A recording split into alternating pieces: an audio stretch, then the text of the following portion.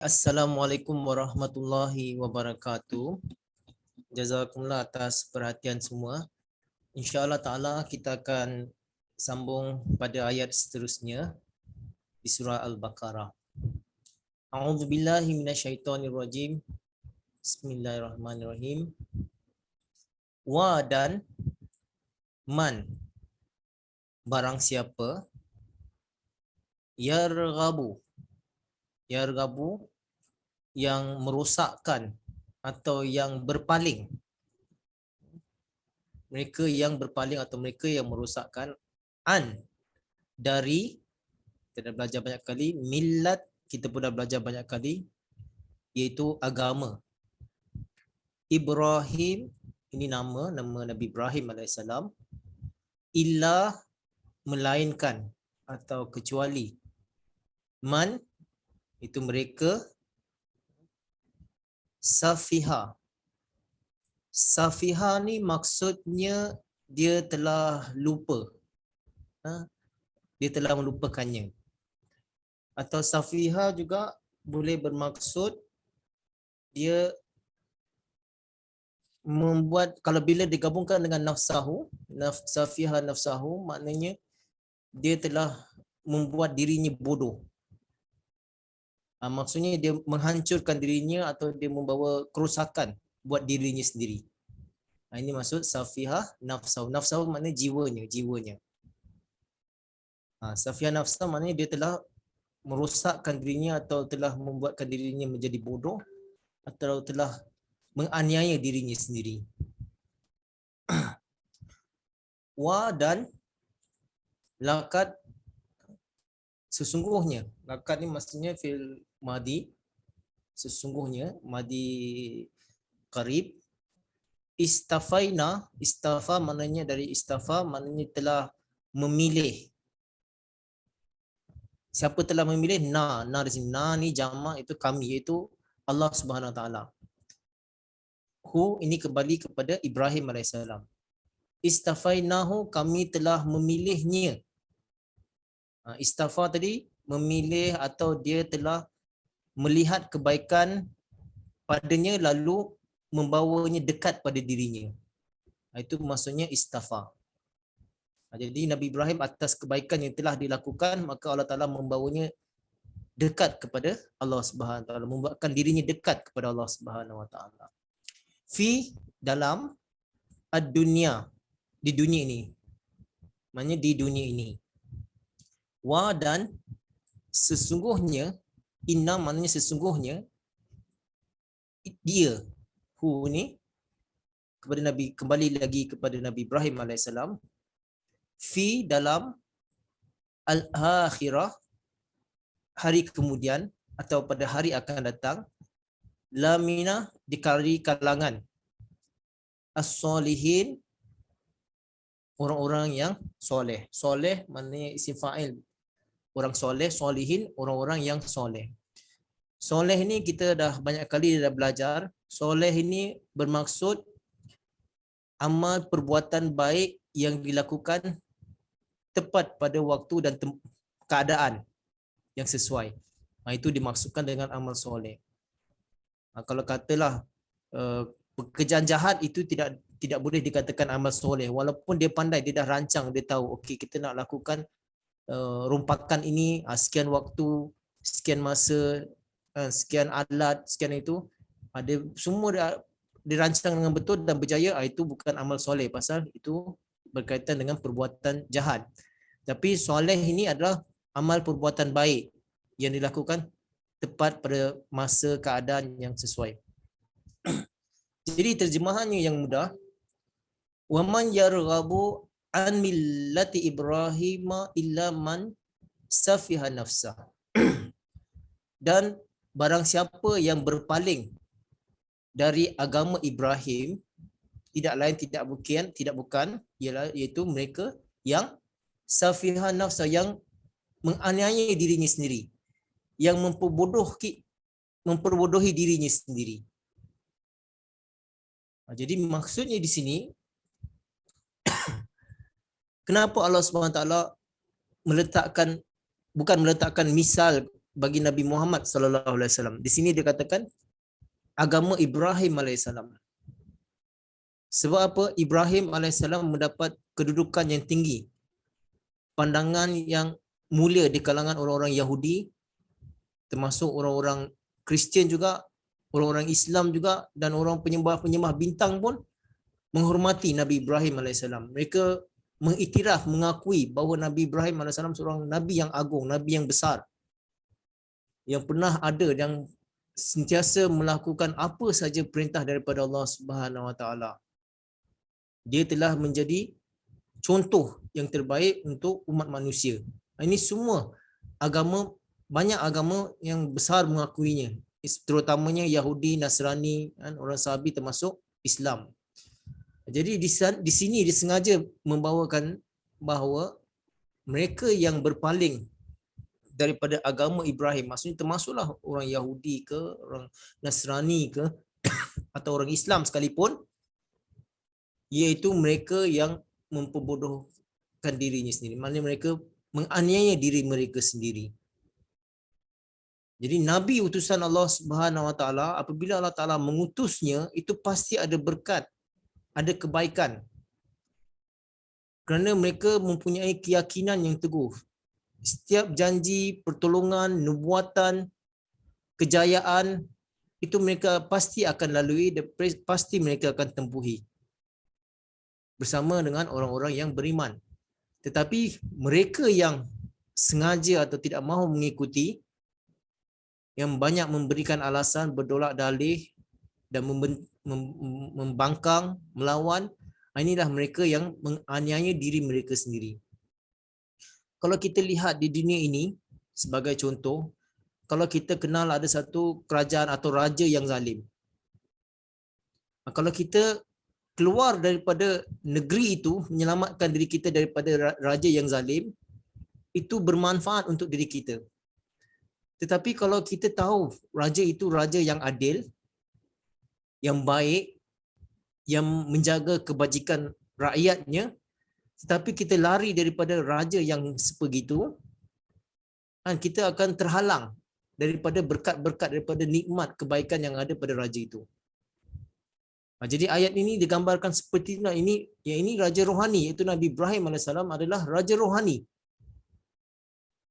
Kalau kita keluar daripada kerajaannya, daripada pelajarannya, daripada nasihatnya, wasiatnya, didikannya, maka kita akan sama seperti orang yang tadi lari daripada kerajaan yang dipimpin oleh raja yang baik, yang adil, yang menjaga kebajikan masyarakatnya, rakyatnya. Jadi inilah yang digambarkan. Maknanya semua mereka, sama ada Yahudi ke, Nasrani ke, Sabi ke, atau orang Islam.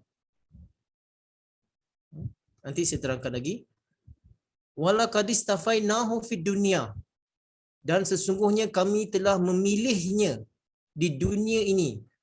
Jadi Nabi Ibrahim, Allah Ta'ala telah memilihnya secara khusus untuk dijadikan contoh yang terbaik bagi umat manusia, bagi tiga agama besar yang kita tahu sekarang ini. Jadi mereka selalu memandang mulia kepada Nabi Ibrahim AS. Kalau betul ya, ikutlah agama Nabi Ibrahim. Nabi Ibrahim tak pernah mengajarkan menyembah Tuhan selain daripada Allah Subhanahu Wa Taala. Tetapi kalau kita melanggarnya, kita membelakanginya, maka kita bukanlah dari kalangan keturunan rohani daripada Nabi Ibrahim AS.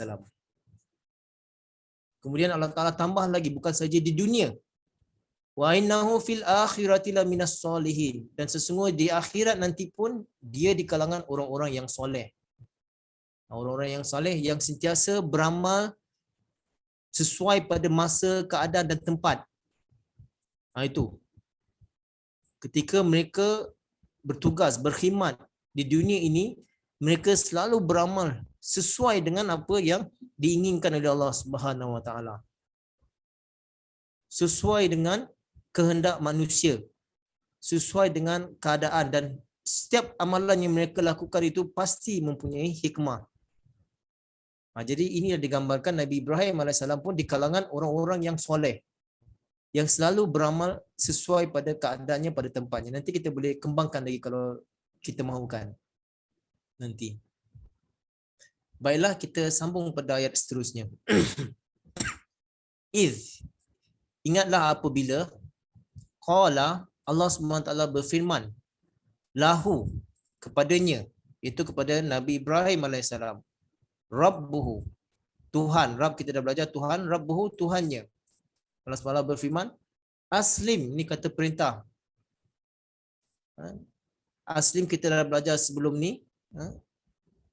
Islam tu, Muslim itu maksudnya orang yang berserah diri, yang taat, yang patuh kepada Allah Subhanahu Wa Taala. Jadi aslim maksudnya berserahlah kamu, taatlah kamu. Qala, Nabi Ibrahim alaihissalam menjawab, aslam tu, aku telah beriman. Ni fil madi mutakallim. Aslam tu, aku sesungguhnya telah beriman. Li, bagi Rabb, Tuhan, al-alamin, Tuhan sekalian alam.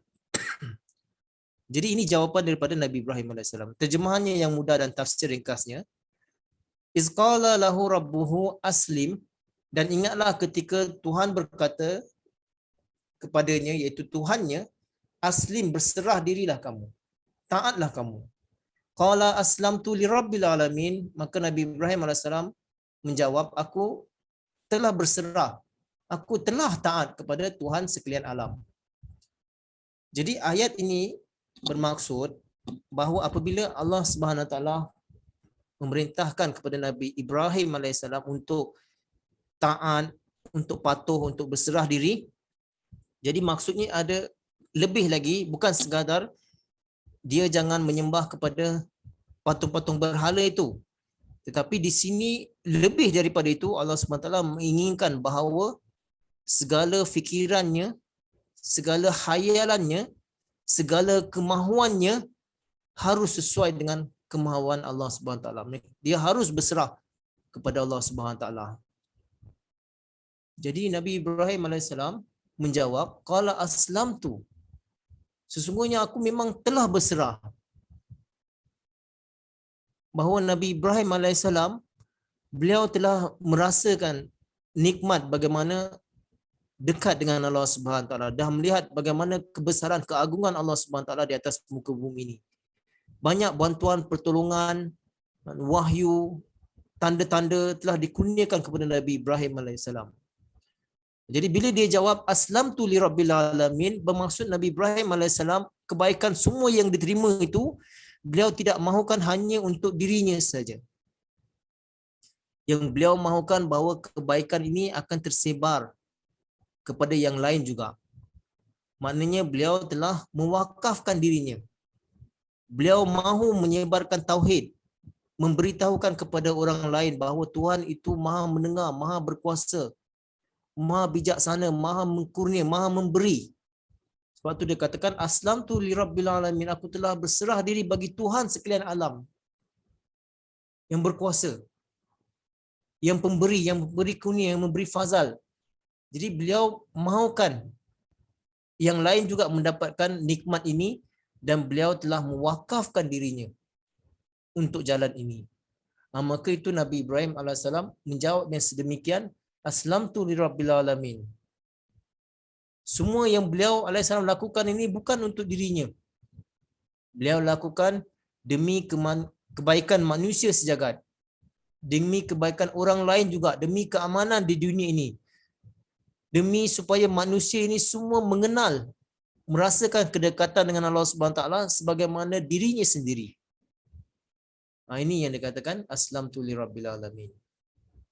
Kita sambung pada ayat seterusnya. Wawasa ni, lihat bagaimana ini penerangan seterusnya. Apakah keinginan kemahuan Nabi Ibrahim AS?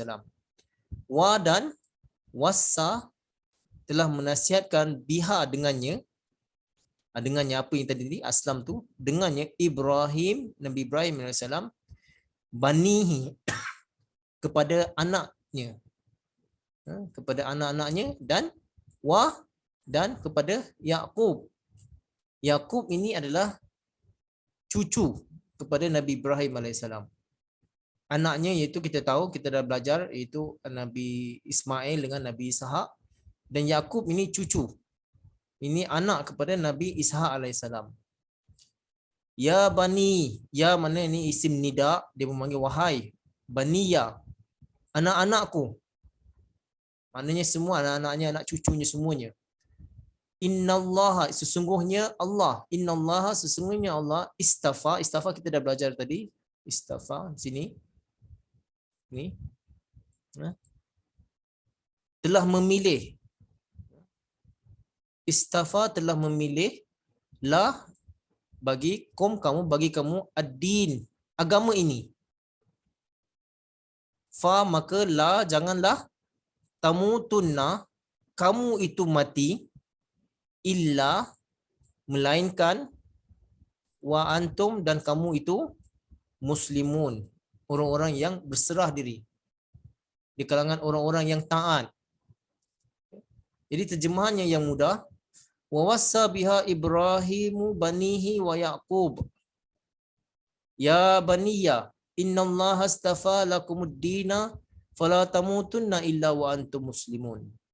Dan ketika Ibrahim alaihissalam mewasiatkan kepada anak-anaknya dan kepada Yaqub, iaitu cucunya, wahai anak-anakku, Allah Ta'ala telah memilih kamu agama ini, maka janganlah kamu mati melainkan kamu itu dalam keadaan yang taat, dalam keadaan yang berserah diri.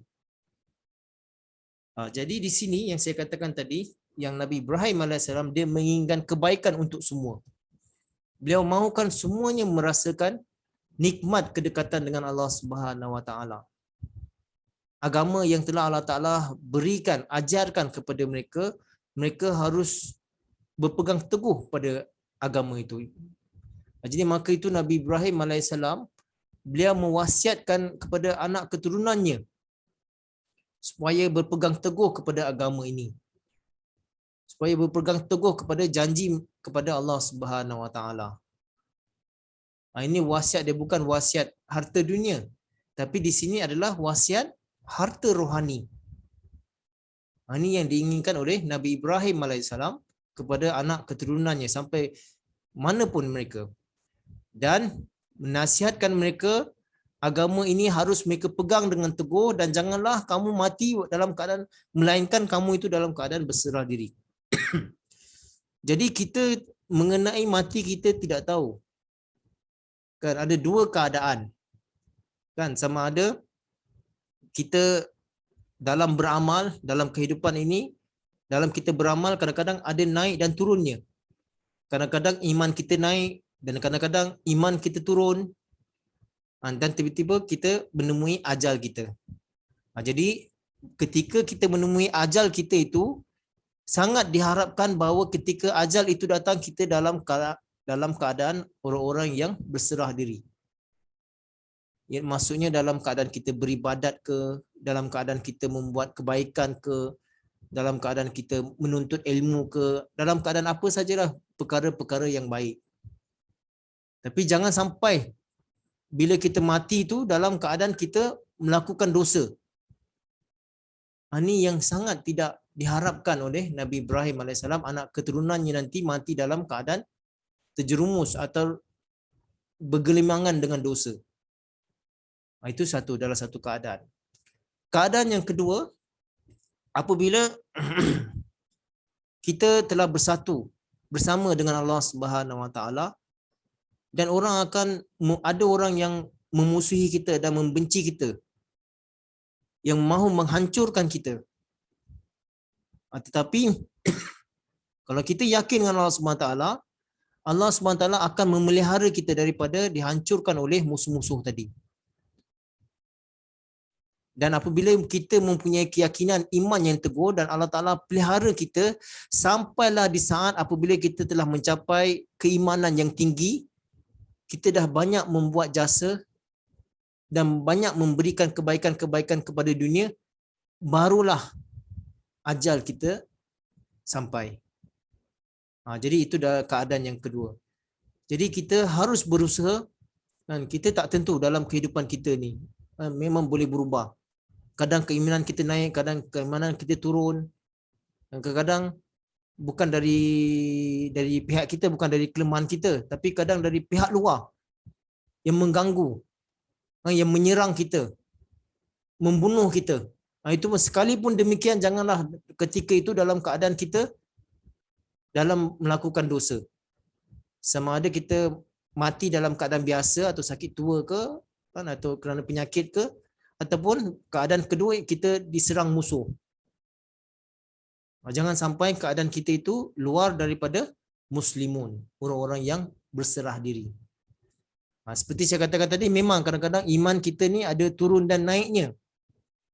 Ini dalam hadis pun ada diriwayatkan. Ada seorang sahabah, dia sedih pada dirinya sendiri. Dia datang kepada Rasulullah SAW, dia mengadu, "Ya Rasulullah, ketika saya bersama dengan Tuan, saya rasa seronok, saya rasa nikmat, saya rasa iman saya itu kuat. Dan saya mau berjuang, saya mau berkhidmat.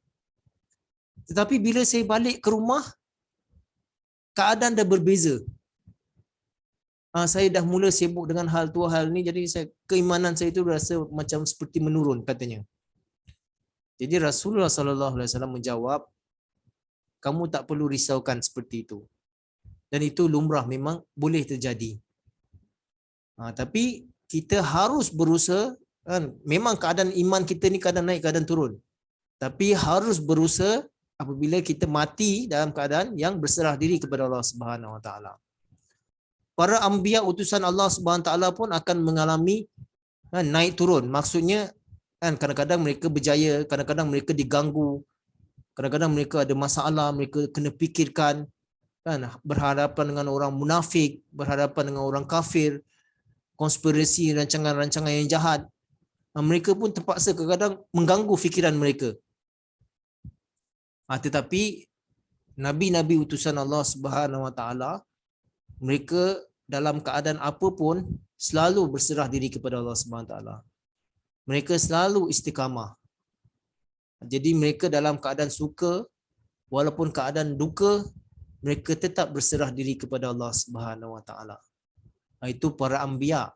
Tapi kita bukan di kalangan anbiya.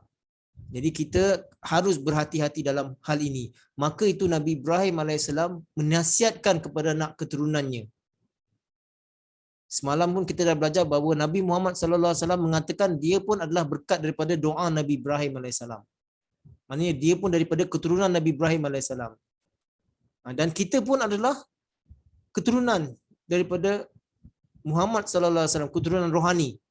Dan susur galurnya kepada Nabi Ibrahim AS. Jadi nasihat ini bukan untuk anaknya atau untuk Yakub saja. Tapi melainkan nasihat ini adalah semua untuk orang-orang Islam. Ya kan? Boleh tak kita katakan nasihat ini untuk anaknya dengan Yakub saja, bukan untuk kita? Tidak. Melainkan nasihat ini adalah untuk kita semua juga.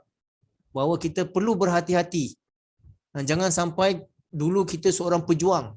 Ada banyak juga ada kes mereka, sebagai contohlah, sebagai contoh di dunia ini, ada seorang pemimpin. Ketika dia muda, dia berjuang untuk bangsanya, rakyatnya, negerinya. Sampailah orang memilih dia jadi pemimpin. Bila dah naik di atas, dah jadi pemimpin, dia didekati oleh orang-orang jahat, orang-orang nakal yang memberinya rasuah, mengajar dia buat benda yang salah. Lalu dia berlakon saja, seterusnya dia berlakon saja kononnya untuk memperjuangkan bangsa dan rakyatnya. Tetapi dia tak melakukan banyak untuk bangsa dan negaranya. Tapi yang diambil adalah rasuah, kemewahan, kesenangan dunia. Dan setelah dia mati pun, harta itu pun tak dapat kepada bangsa dan rakyatnya.